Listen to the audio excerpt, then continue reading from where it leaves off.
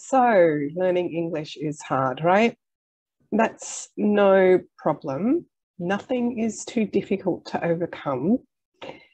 If you want to overcome the difficulties in learning English, the first thing you need to do is be prepared for what they are. And so here are my 5 most commonly heard difficulties from people and what I think that you can do to overcome these difficulties. So, number 1 has to be the difficulty with grammar. I know grammar in English is not easy.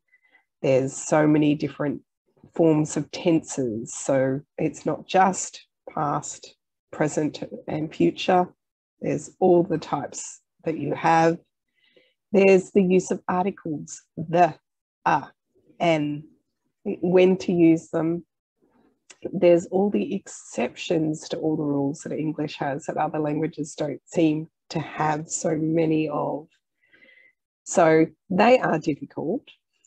And what I do recommend to overcome any barrier you have with the grammar is actually to not so much focus on the rules.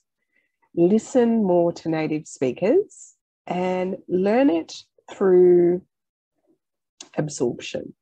So rather than worrying about the rule and how to put it together, if you start watching movies, if you start listening to podcasts and start taking the opportunity to listen to native speakers, then it will start to feel more natural and you won't have to learn all of the rules.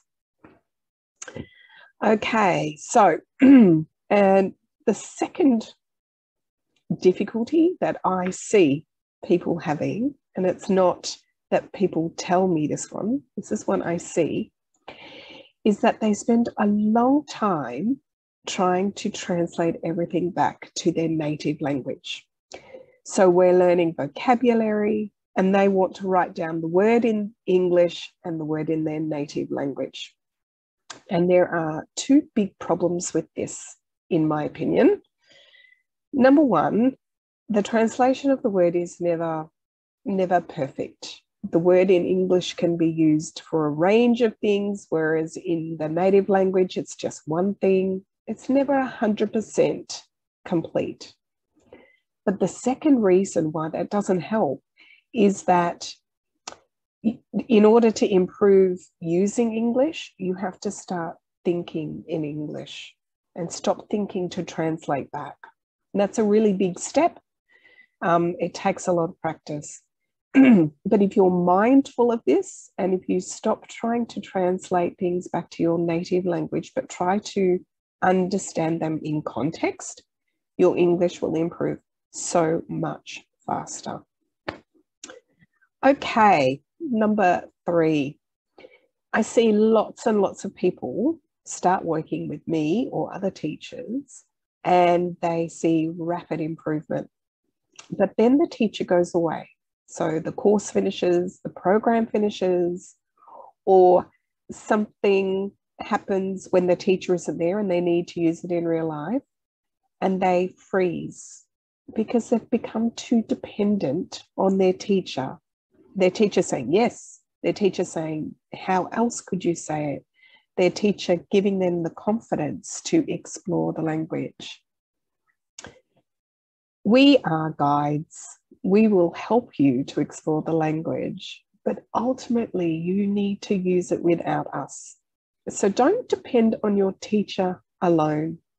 Again, watching movies, listening to podcasts, reading in English, watching the news in English will help you to find your own way in the language, and then just use the teacher as assistance. It's a much better way to learn the language.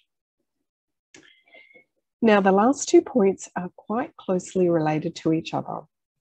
Number 1 is that people often say they don't have anywhere to practice their English outside of the classroom. And I understand that if you're not in a country with a lot of native speakers, that can be really difficult.